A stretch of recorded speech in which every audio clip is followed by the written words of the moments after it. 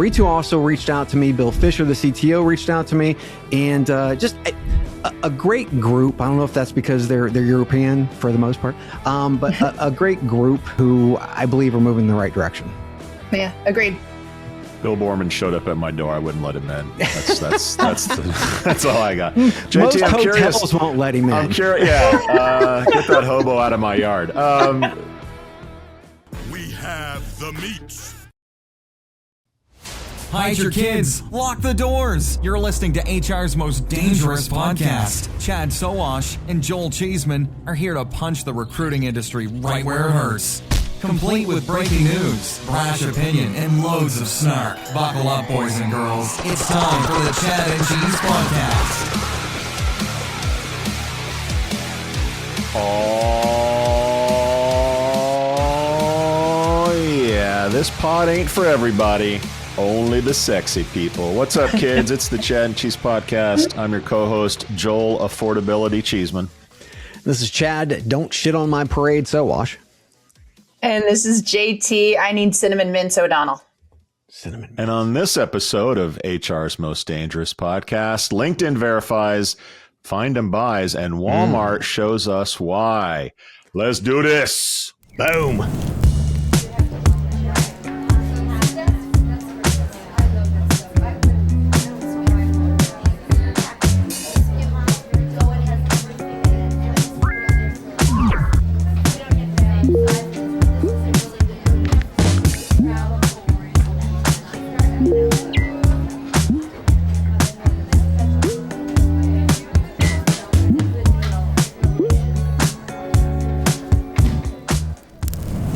Are those called Altoids? I mean, I mean, it doesn't have peppermint. to be Altoids. Okay. It doesn't. But this, wasn't sure. I don't know. What's your time favorite? of year? Hear me out. This time of year, you're talking to all these people like all the time, and this is when I get super self-conscious because people get up in your face, and if your breath smells, it's bad. Like it's a memory. So, I mean, I'm packing the cinnamon mints everywhere I go. Not necessarily Altoids. Just saying. I'm telling you. Personal space is important. So get out of my fucking personal for space. Altoids. I'll leave that. That's a good idea. There. That's a good idea, Cheeseman. Lots of things you could do with the Altoids. We'll leave it there. Big moves in the news, gang. Yes. Big moves. It is. Today, Disney. Huh? Yeah. Disney, $1 billion in OpenAI, and they license all their characters to Sora, the AI, I don't know, TikTok. Just JT, video creator. You as the creator kid. Yeah. I'm curious. I mean, Sora's been around a while. You got Vibes at Meta. People can make social media now without even being on social media. Does this impact the creator community? Does it create like competition, opportunity? What's your take on all this slop out there? Yeah. So first of all, I've talked about the second renaissance. To me, this is digital artisans. You're talking about people being able to do fun things with their characters.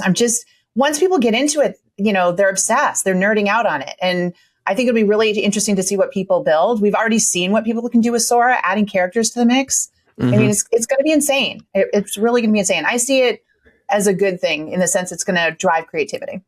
Well, I've shared some videos with you, Joel, from Sean over at Arkham Talent, where he's literally done scenes like Titanic scenes, but he's made it about the recruiters versus kind of like the things that they go through, and then also Sesame Street, where they have the Sesame Street puppets. Yep. So I mean, they're already doing this, and there's some really funny content that's coming out of it. To be able to then start throwing all of these characters into the mix. It's great. The biggest problem, though, I have with this whole Sora thing is I think it's great from something to talk about, right? But from a revenue standpoint, they need to be focusing on really hitting the ball out of the park. And the ball is on the large language model and getting to Gen AI, super intelligence, whatever the fuck they want to talk about. This to me feels like a distraction.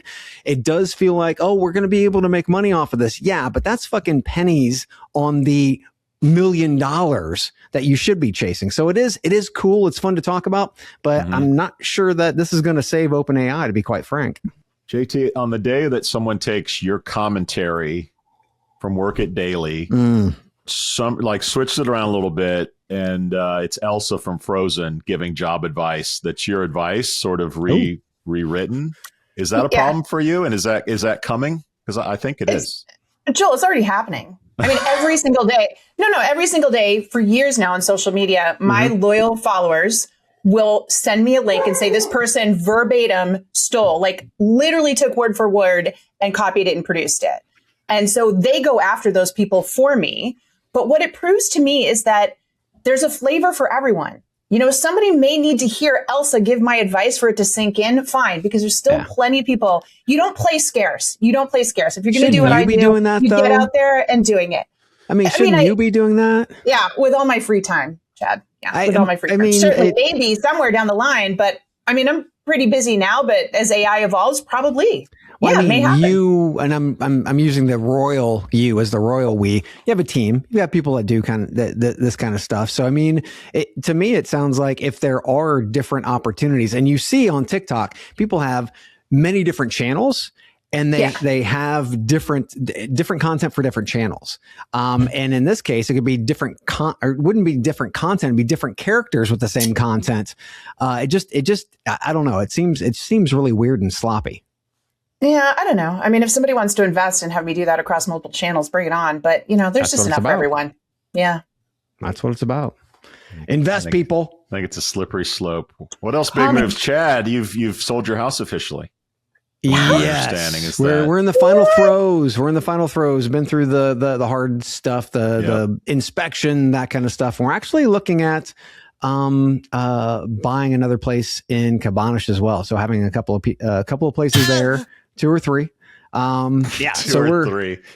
Wait, is that for us? Because you want us to come hillbillies now? No, we're gonna come do the podcast from there. You're just gonna. Yes, of course. The Clampets are coming to Portugal. We definitely would love to have that happen. That would be freaking amazing. Can you imagine doing some of this shit, some of the clips and stuff like that on the beach? Oh, it'd be awesome. It'd be awesome. Yes, I can. Anyways. I have to say, totally jealous. This happens to you, Chad. Like everything works out for you. And a little insider baseball. Chad's getting to sell his house furnished. So he doesn't even have to like worry about selling his shit or Goodwill or trash. Like, we'll just pack a few bags and go to Portugal. It's all good. Like that's how life works out for Chad Sowash. All the time. It just makes sense in this situation for our house is really close to an elementary school, right?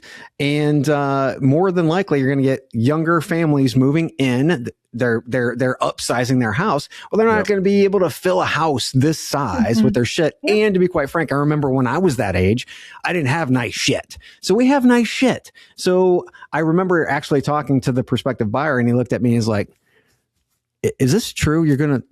We're buying the house and the furniture?" I'm like, "Yeah." And he's like, "Yeah." Because remember the plastic plates that the kids had that we all ate off of when kids were growing up and that kind of stuff. And then we didn't want to buy really good furniture because you get like spaghetti sauce and shit all over it. Now it's just like, oh, okay, that's cool. So anyway, that's how we spun it, and that's how it was sold. Love it. Over 80% of you watching right now, you watch over and over. We know you do, but you haven't liked and you haven't subscribed. Let's do that. Let's do that now. Is it time for shout out? All right, enough of that, Chad. Chad life. I'll start off with shout outs, guys.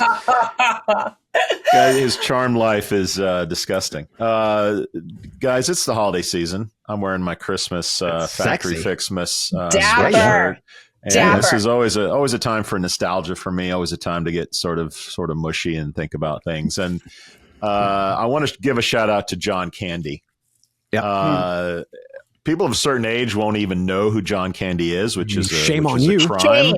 Shame. There's the new documentary on Prime called John Candy, I Like Me, and it just talks about his life, just a grand figure, a real human being. You know, so many of the comedians of that time were sort of out of reach or untouchable. The Chevy Chases, the Eddie Murphys, guys that were funny, but not really relatable, at least to someone like me. And John Candy was just sort of an every guy, the guy next door that was just funny as shit and could talk, make you feel important and listen to what you were saying. So it's amazing. I've got to ask everyone's favorite John Candy movie, which I'll get to in a second. But this guy runs the gamut of comedy, We met him in Stripes.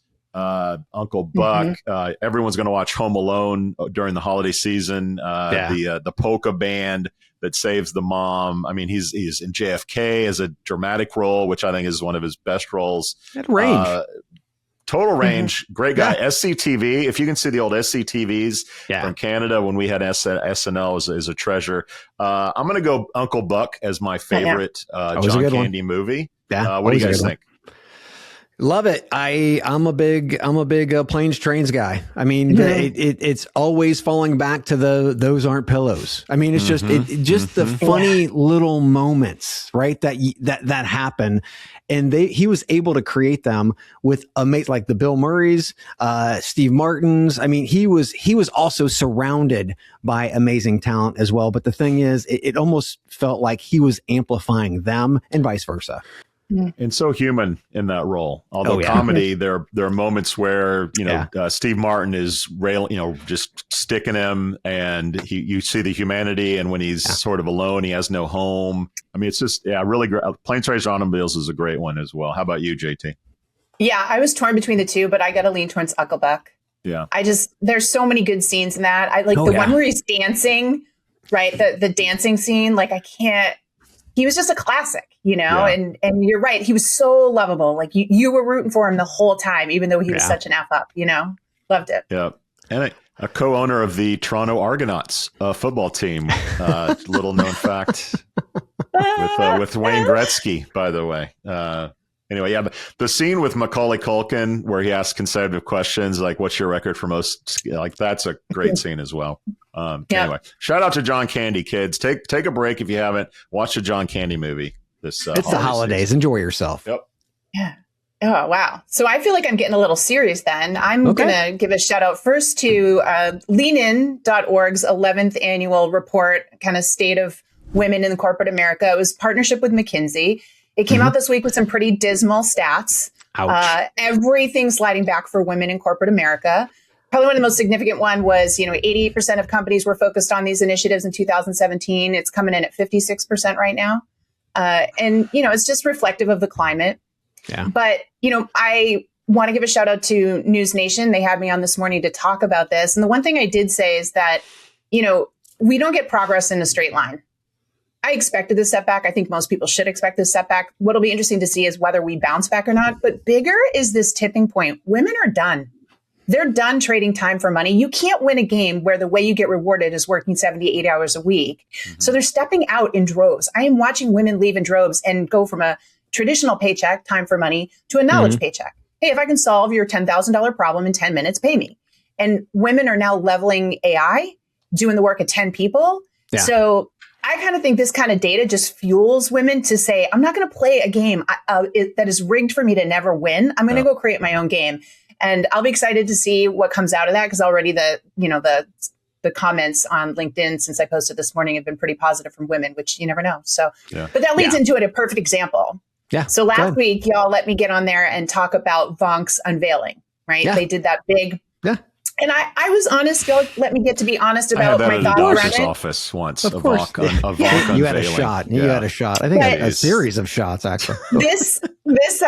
This shout out is to Ritu Mohanka, the CEO of Vonk, because she literally messaged me on LinkedIn afterwards and said, I'd really love to chat with you. I'd love to demo this for you. We took your feedback seriously. I want to hear how we can improve. Guys, I'm on your platform all the time. Yes. And when I'm honest, I usually get snark. Usually get somebody from the company making a snarky comment or wanting to tell me what they're on. Yeah. This is the first time in all of 2025 that a CEO same day came and said this. And again, a woman, just saying. That's a pro move. That's a pro move. That's a pro move. That's a pro move. And we've said this about CEOs in the past, where we get snark back and forth because we always give snark. And if we get it back, that's great. That means you're listening, you're engaging, and that's all well and good. But you got to remember, especially right now, you got 3 people that are on actually giving advice and recommendations, what they like, what they don't like, those types of things. There's value to that, right? So you either take it and you use it, or you kick it away and you don't. That's entirely up to you. But in Ritu also reached out to me. Bill Fisher, the CTO, reached out to me, and just a great group. I don't know if that's because they're European for the most part, but a great group who I believe are moving in the right direction. Yeah, agreed. Bill Borman showed up at my door. I wouldn't let him in. That's all I got. JT, Most I'm hotels curious. won't let him in. I'm curious. Yeah, get that hobo out of my yard. JT, curious. Love you, Bill. Curious on your first point. I don't know if you talked about this last week because I wasn't around. But the women professional categories being deleted from the government documentation. Did you guys talk about that, or do you have an opinion on like nursing? I think is no longer a professional category. Categorized. Yeah. We did not talk about it. Okay. I think I would love to get into it maybe on another show, but I think what we're not understanding is we never started at the same starting line. Mm-hmm. So you've got to start to think about the fact the reason we're asking for these things is just to try to get to the same. I'm not trying to get ahead. Yeah. Just get me there to the same starting line. That's why those things were put in place. And so, like I said, women are just jumping out. They're done. They are done. They're going to build their own game. They're going to play their own rules. And I honestly believe there's never been a better time to do it. I think it's interesting because I did post about that on LinkedIn, and I got a bunch of white dudes responding back to me saying, it's not a big deal. No fire here. You know what I mean? And for me, it's just like, dude, no one to shut the fuck up and sit down. I mean, seriously, seriously.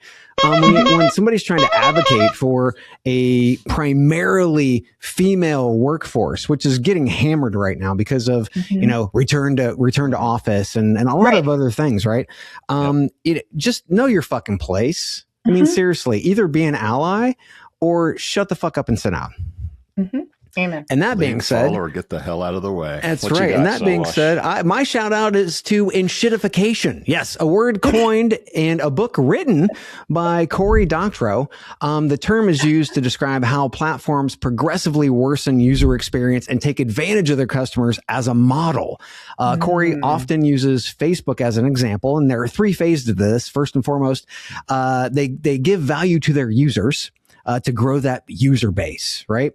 Then phase two, they start giving value and shifting it to the advertisers to target the user base. And then phase three, the platform starts prioritizing its own profits over everything else, horrible user experience, and also not providing the value to its advertisers that they used to. Well, this week, friend of the show, Mark Dries from recruitmentmatters.nl, use the same framework to highlight our friends over at Indeed as the company who has enshittified our industry. Where phase one, remember, Indeed was free for everybody. Free jobs, get all their jobs here. Free for users, and it was easy, no friction for users at all. You clicked on a link and went directly to the job on the applicant tracking system. You applied directly to the company. Wow.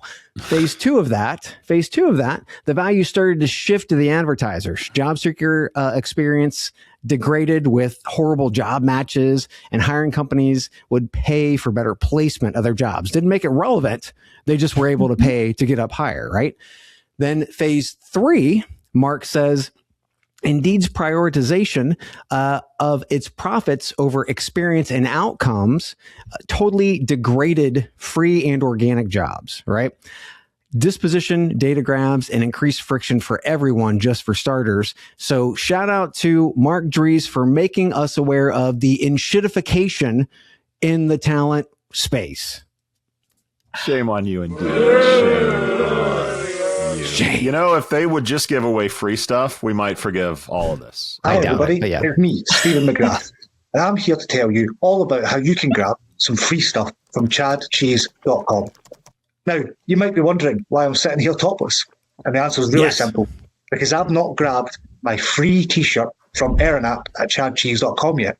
Let me fix that. Right, that's better. So I'm sporting a slightly vintage model here, but of course there are new and updated designs every year. And those are super soft, breathable, and some might even say huggable. Now, what else can you get?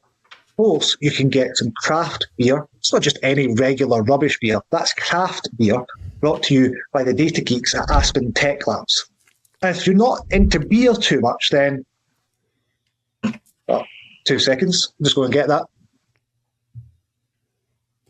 Then, of course, you can always go for chicken cock, baby. 2 bottles of chicken cock from the good old people at Van Hack. Now, you're not going to get any of this stuff unless you go to chadcheese.com/free and try and get yours today. Amen. Oh, giggity, giggity, giggity, goo. I want to add to that, Chad. Van Hack has graciously allowed us to rekindle the premium bottle giveaway that old listeners will remember. Yeah, we used to give away really nice bottles over the holidays, and we've been able to acquire 3 quality premium bottles of chicken cock. Yes. Hello. You know the 3 wise men. Well, how about the 3 cocks? The 3 cocks are coming to Chad and Cheese. I fucking love that. We'll be putting that up, promoting that heavily here very soon. But big shout out to Van Hack for helping us to rekindle the premium giveaway. Who won't be getting anything this holiday season, however, is our friend Jeremy Roberts, who should never play fantasy football ever again. Still winless. Although he has one more chance to win a game, and I would not want to be playing him this week, because if you're the one team that loses to Jeremy, you're in trouble. Anyway, here's almost playoff time. Fantasy football. Our friends at Factory Fix, wearing my holiday sweater. Rankings haven't changed much. We got Courtney Napo, Mackenzie Maitland, David Stiefel making a big push at the end here for to repeat as champion. I'm in that 4 spot, just making the playoffs, barely positioned. Stephen McGrath at number 5 could still win the consolation prize in that second bracket, followed by Jada Weiler, Chad Sowash. He might be facing you, Chad, in the consolation bracket if that happens. Jason Putnam. Out of contention at the moment, Megan Radigan, William Carrington, Ginger Dodds, and oh my God, Jeremy Roberts. First ever to go winless, I think, in fantasy football. But big shout out to our friends at Factory Fix for making fantasy football a reality for us here at the Chad and Cheese podcast. Which now brings us to... There we go. Layoff. That's right. A few layoffs to talk about, guys. UKG announced the closure of its operations in Uruguay 3.5 years after having landed in the country. 300 workers will be impacted, as in gone. Culture Amp laid off 60 people, or 6% of its workforce, as part of a strategic realignment focused on AI-powered products. Chad, any thoughts on the recent layoffs at UKG or Culture Amp? You couldn't wait till the first of the fucking year. I mean, seriously, we're in the holiday season. How else would you rather just fuck somebody just over as possible, the worst you possibly could? Let's do it during the holiday season. Let's do that. You couldn't wait until, like, I don't know, mid, Q1 or some shit like that. I mean, it's just, all this shit's going to happen. A lot of it has to do with optics. And when you are a CEO and you need to start, really focusing on optics of your brand, this is not the fucking way to do it. I don't know who thought this was a good idea. I know a lot of it probably has to do with, closing out the year and those types of things, but 15 days is not going to make a fucking difference, right? Focus on, anyway. That's it. So, silver lining is, I think everyone gets a leg lamp, the same one you saw in A Christmas Story, so that they'll feel a little bit better the holiday season with a leg lamp. Fragile. JT, any thoughts? Yeah, next week when more people lay off, these guys will look like less bad. You know what I mean? Like it's still coming. Happen. It is. I mean, it's going to be way more next week because it's closer to the holiday. Like, hey, let's get them through next week and then let them go permanent vacation. Yeah, crazy. And the minute we blow up Venezuela, you're going to see a lot of layoff PR because nothing in the news says layoff announcements more than war. UKG was an interesting one to me because they had acquired a company called Ascentus back in the early 2020s, which had a nice presence in Uruguay. And they went from 40 employees to 300. They literally announced like growing to 500 employees in a local magazine, a business magazine, apparently. So to go from we're going to 500 to we're just shutting the whole thing down. I'm not a Uruguayan expert on certainly business in that area or anything in that area. So I don't know if there was something political locally, if there was competition that was something happened with UKG and Uruguay that just made them say, we're shutting the whole thing down. So maybe more will come to light on that one. Culture Amp, it's 6%. I think it's par for the course. It's just like AI is doing more of our jobs. Like it's just, that's just the way that it is. Just timing. I have nothing to say much about that. But yeah, I think you're right, JT. You're going to see a lot more layoffs. Topics! And where do you go after getting laid off? LinkedIn, right? Am I right? LinkedIn has surpassed 100 million verified profiles through its free identity verification program launched in 2023 and powered by partners including Clear and Persona. The verification badge is now displayed on approximately 10% of LinkedIn's total membership, with integrations such as Zoom and Adobe coming soon at no cost. Chad, we can finally trust the internet again. Am I right? Or not so much? Well, yeah, I mean, this is much better than the faux verification you get on X, on the Nazi porn bar we know as Twitter/X. LinkedIn and Clear's partnership have actually, I mean, they're actually verified, background checked over 100 million LinkedIn users as real people, unlike obviously the Nazi porn bar. This partnership is a clever way for Zoom to use LinkedIn's Clear partnership to catapult to the head of the class when it comes to interviewing verified candidates. And this is great for all parties. Great for Clear, as this means more people are going to want to buy into the Clear to get verified. Great for LinkedIn, who has millions of fake profiles and need to demonstrate they're making an effort to clean up the platform. And last but not least, this is fucking great for Zoom, who gets to use the advantages of Clear verification through a Just Add Water partnership with LinkedIn. Then you add the wrinkle of Zoom's BrightHire acquisition, and this all comes together quite nicely, especially since Zoom is already the #1 video conferencing system in the world and holds about a 55% market share. They're a market leader who is not getting complacent, and I love this partnership. Chad, I'm so glad Chad's finally drinking the LinkedIn Kool-Aid. It warms my heart this holiday season. JT? I'm not.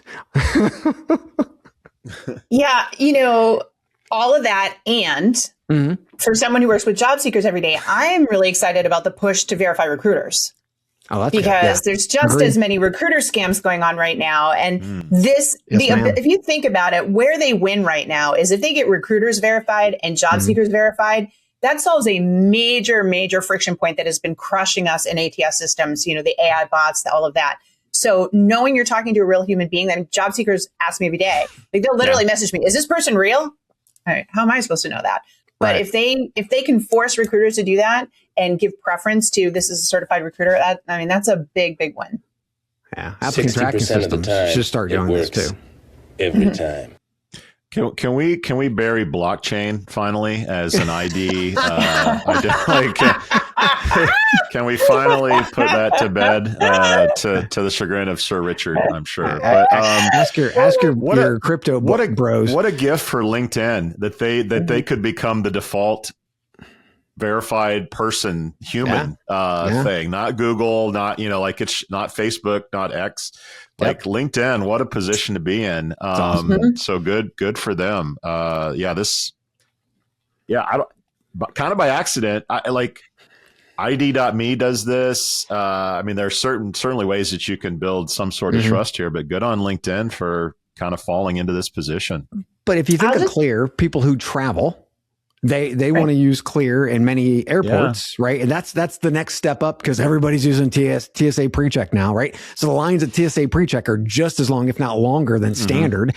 So then you go through the Clear line. So everybody wants, they're just the advantages of it, especially if you're in business. And then in this aspect of it, I just love it. And again, applicant tracking systems, there are other applications that are out there where I think there could be great partnerships where literally Clear could explode. The application is there, just not the index, the Rolodex of people. Now, Clear could partner with Meta, I guess, and you could clarify your Meta profile.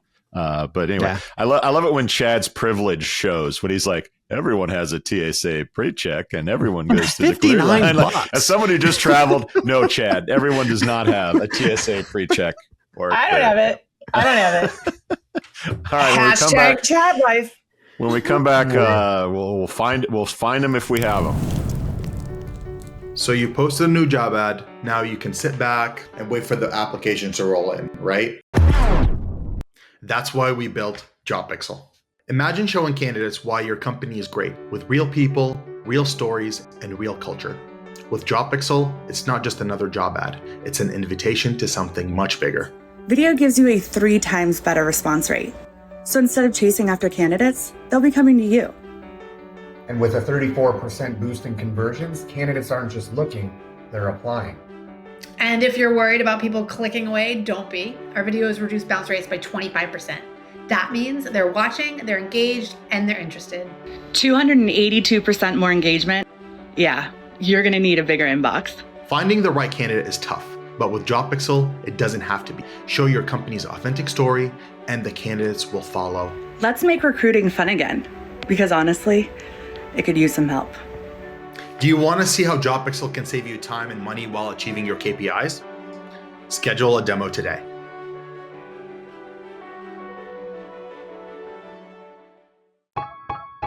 At Shaker Recruitment Marketing, our comprehensive services include branding, talent attraction, MarTech, and analytics, empowering you to achieve your recruitment marketing goals. We believe in doing things the right way, delivering the right message through the right activation, achieving the right conversion.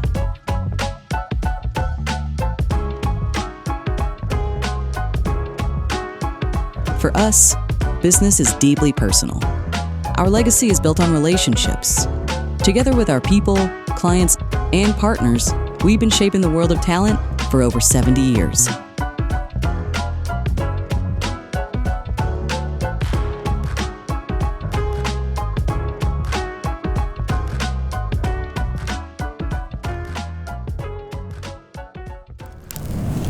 Rolling on, guys. Findem, an AI platform built for talent decisions, has acquired Getro, a job network used by venture capital, private equity, and professional organizations, otherwise known as blue collar job boards, everybody, aiming to combine Getro's relationship intelligence with Findem's tools. In case you missed it, Findem recently raised $51 million back in October, bringing its total funding to $110 million. Chad, Findem if you got them.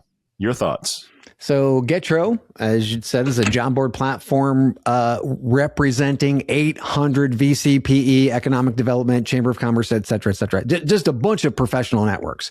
And I'd really like a breakdown of all of those because it would be nice to know how many actual professional networks are in there. There are a lot of VC and PE, but I believe the real value lies in the professional networks right now. And then think about it from the standpoint of, Findem adding Getro's site to deliver hire ready candidates to companies. I mean, Findem is already a sourcing platform. So now you're going to see value in distribution to job boards. They now control, not to mention having access to those resume databases to match qualified candidates and invite them to apply, screen, and then schedule interviews. It's like ZipRecruiter on steroids. I mean, well, back when ZipRecruiter was worth a shit. This just demonstrates that job board platforms who go aggressively into integrating AI, automated workflows, and apply paths into their system have massive value. And this is nothing new. We've been doing this with job boards for ages. But the advent of automation and AI takes it to another level, especially when you are connected to 800 fucking job boards. So congratulations to, Getro, Findem, and our friends over at Acadian Ventures who are actually a part of this deal. Was it the chat? The chat was great. JT, I'm going to go next because I want to set you up for some commentary on my thoughts on this. So part of it is I think there's an agent race. There's an arms race in agents. Like everybody's got them. It's sort of like when chatbots are everywhere. I don't know which ones are good, which ones are shit. Ultimately, the market vetted that out. So what's interesting to me is you had a commentary, JT, about quiet posting, and I'll paraphrase it, but basically saying companies are tired of robotic automated applies and they're sick of it, so they're not even posting jobs. They're just going right to the database, right to the source, and then trying to find people that way. So when I see an agent partner with essentially a job board, who I'm guessing is getting fewer and fewer job postings, it's like, how do we monetize our job board now? And Findem is this sort of easy button to say, okay, we'll partner with these guys to now create monetization opportunities in our job board. And then you have Findem partnering with like an association, which is also part of the news. So it's almost like the old strategy of like, we'll put a jobs link on your association site and then you can search for jobs which are powered by us. So it's sort of this strategy. The more I peel it, the smellier it gets, but also the more intriguing it gets. I'm curious about JT because I think you have some insight into what companies are seeing and how solutions like Findem can help fill the monetization gap that's coming from fewer job postings. Right. Yeah. So quiet hiring is huge right now, like you said, right? Then, and eventually we're not going to call it quiet hiring anymore. We're just going to call it hiring. And I say that because job boards are dead. I'll say it again. Getro, that's their name that just got bought. Smart move. Getro, smart move. Because they know they have to evolve. But what I like about them is the 800 niche areas of expertise that they fall into, right? Like these aren't general job boards. These are niche-based job boards on skills. So if you can take that access to that audience, put them with Findem, and start to create that quiet hiring effect through that platform, that gets insane because they already have the niche content, the niche individuals to go and find. What they're going to have to do now is change the approach of how those people update themselves and make themselves kind of like their career library so that it's searchable and they can find them. But there's money behind this. It's niche based and it's going forward. And I like it. I like where it's going. All right. Well, speaking of money, let's talk about Walmart, shall we? There we go. Company out of Arkansas, you might have heard of. In 2015, Walmart announced a $2.7 billion investment in its associates, prioritizing wage increases, training, and educational programs. This decision, initially met with skepticism, has led to significant benefits for associates, executives, and yes, Wall Street. Here's Bloomberg with a deeper dive on the news. When Doug McMillon took over, Walmart was one of the most vilified companies in the U.S. It was accused of paying its people very little money, of putting mom and pop retailers out of business, of creating a culture of disposable consumerism. He really intentionally changed the company's image, and he did that by investing in people. So he was able, by increasing wages, by investing in training and education, to really turn what were low-paying jobs into potential careers. And that meant that people stayed longer, it attracted more ambitious workers. And, we now have the receipts from this experiment, and the company has returned something like 420% since McMillon took over. Yeah. I'm the best there is, plain and simple. I mean, I wake up in the morning, I piss excellent. JT, who buys all of her Subway tuna melts with a macadamia nut cookie on the side at Walmart, by the way. Your thoughts on this move? You're a advocate for the job seeker and the employee. You love this, right? I do. Wait, how did you know I love tuna melts? Can we hit on that later? Like, you don't want to know. You don't want to know. Bonding over tuna with JT. Our new podcast dropping in January 2026. Yeah. I mean, I'm a fan of this. And like anecdotally, I'll tell you a story. Before he took over, I remember being in a Walmart one day, packed, holiday season, couldn't find anyone to help you. If you walked up to somebody that clearly worked there, they gave you an evil eye and were like hanging out and talking. I mean, the apathy that was going through that place at that time, it obviously made you not want to shop there. Fast forward to today, the stats are there. I mean, that is exciting stuff in a time where people are, you can have a job, a career, or a calling. And the reality is there's a lot of people that just want a job. Yeah. But when you take that job and you make it what it is there, I mean, that's crazy transformation. I mean, he is a comeback kid. That's impressive. Yeah, he's definitely a comeback kid because he started working at Walmart on the warehouse floor. So the guy can get his hands dirty, and he really serves as the living embodiment of, the company's current promote from within philosophy. He has consistently championed internal development, elevating leaders like John Furner, who's actually going to step into the CEO position in 2026. And that reinforces the pipeline first culture. We always talk about talent pipelining in our space. It's totally bullshit because we don't do stuff like this. McMillon's philosophy extends to valuing all associates. Recent reports even spotlighting cake decorators as among some of the highest paid hourly roles that they have. And I can hear you now, guys. I can hear you now. That's great, Chad. But what about capitalism? Under McMillon, Walmart's revenue surged from roughly $476 billion in 2014 to more than $710 billion today. A huge leap for a company at that scale. Walmart's market cap quadrupled, with shares delivering 300+% gains, easily outperforming the S&P 500 during the time in the seat. And the company has also seen strong net expansion into a 4% jump in the recent quarter. So highlighting McMillon's ability to do all of this because they paid their people more. I do have a beef. I think he should actually not get paid as much as he does right now, but and start pushing that money back down to the people who actually had all of this and made this happen.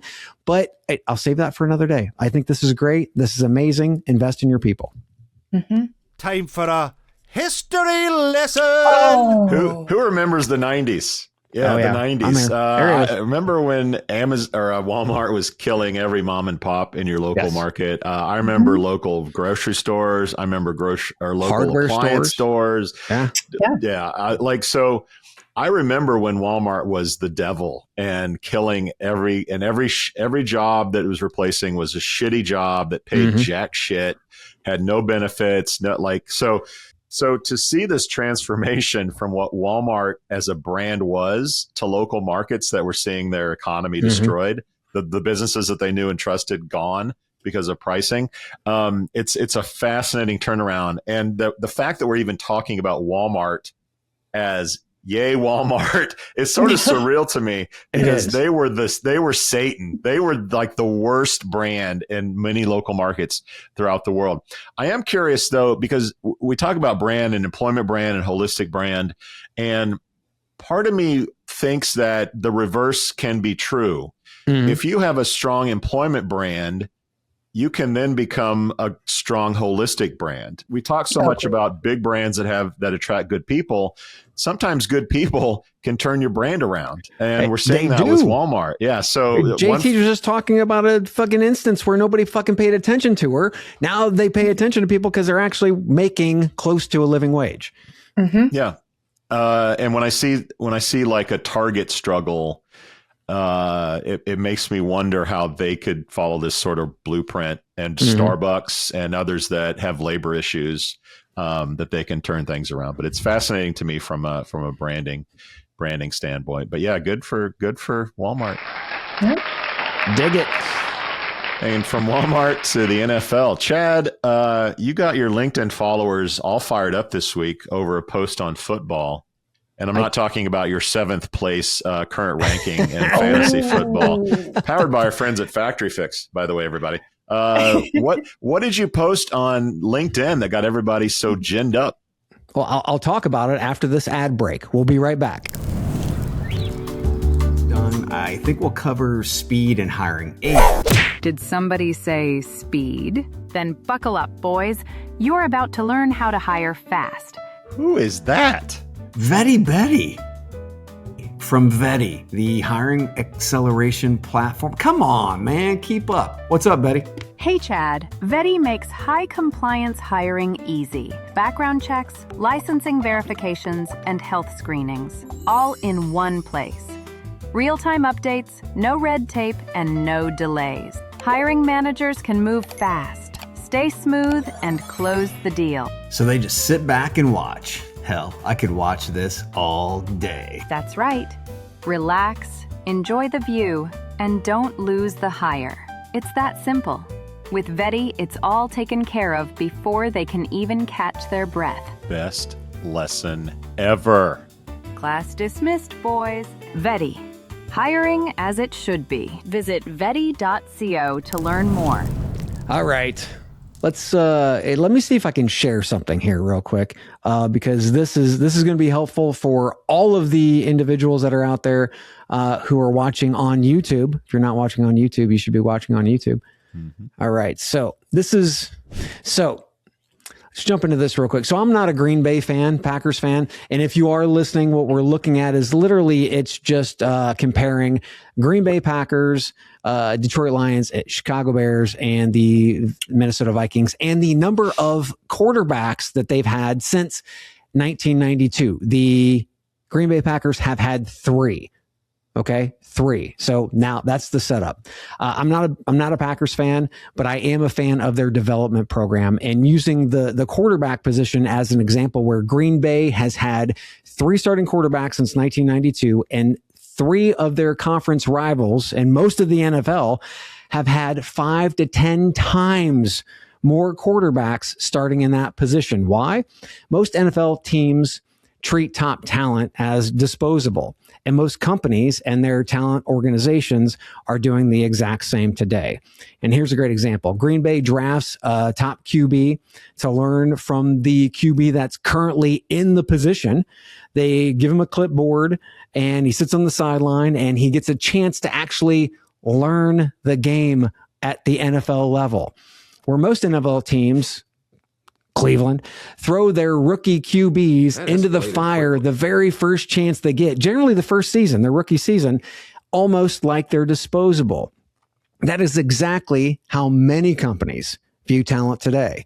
They go through the process of identifying top talent, what that looks like. They then target that talent. They recruit that talent. They onboard that talent, and then they throw them into the fucking fire with no development whatsoever. So that is really my case when we start talking about sports, and we always make these analogies back and forth.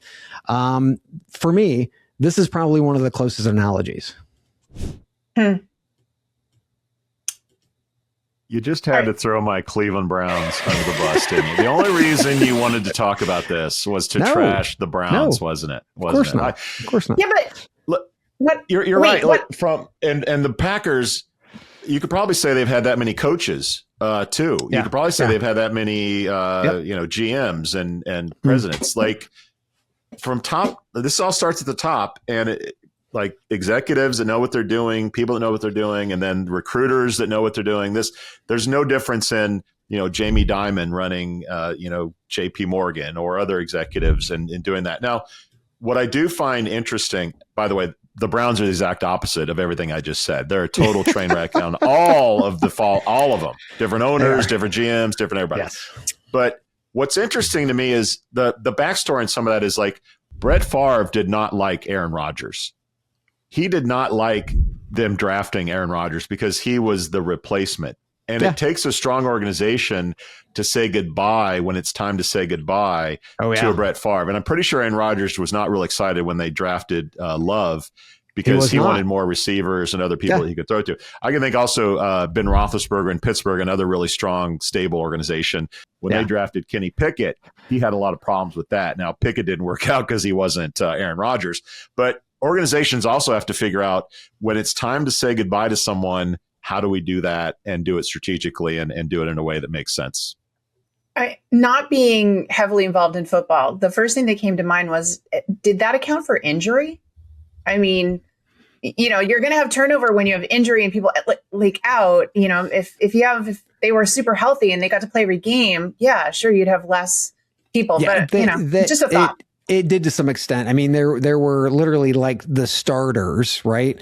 And if they didn't play a few games because of injury, they didn't count that. So it was literally like the starters versus like the Cleveland Browns again, or the Detroit Lions or what have you, that literally they went through changing their starting rotation entirely. Not because of injury, but just because. It's a good point too, Chad. I mean, here in Indianapolis, we had a generational quarterback in Andrew Luck.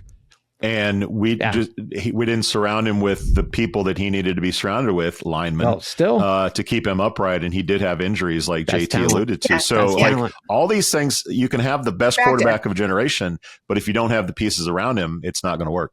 Yep. Yeah. And I'm going to throw one more factor in there. Football's been played the same way for how many years? Football has been played the same way. It is the same game. Business is not the same game. So when you're staying at the rate of change and you've got to stay on top of it and you wake up one day and your staff doesn't cut it, I get training. You know me, I want you to retrain. I want you to redeploy. But at the world we're in now, that's just not always 100% possible. So I don't know that I could depending on the company, but I don't agree at all because football started off as just a running game and then there was a forward pass, right?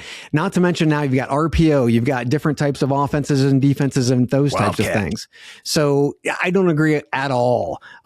We have to be smarter about how we as an industry develop talent, and we're not doing that. Guys, you know what never changes?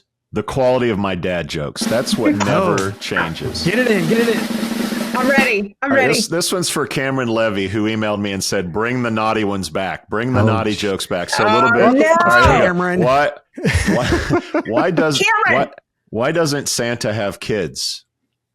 Why doesn't Santa have kids? Because he only comes once a year and it's usually down a chimney. Thanks, We Cameron. out. Fucking Cameron.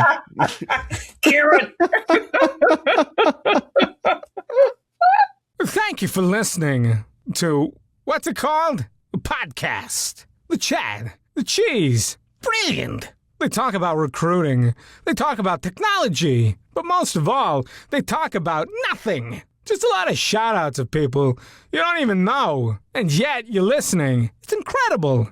And not one word about cheese. Not one. Cheddar. Blue. Nacho. Pepper Jack. Swiss. There's so many cheeses and not one word. So weird. Anywho, be sure to subscribe today on iTunes, Spotify, Google Play, or wherever you listen to your podcasts. That way you won't miss an episode. And while you're at it, visit www.chadcheese.com. Just don't expect to find any recipes for grilled cheese. It's so weird. We out!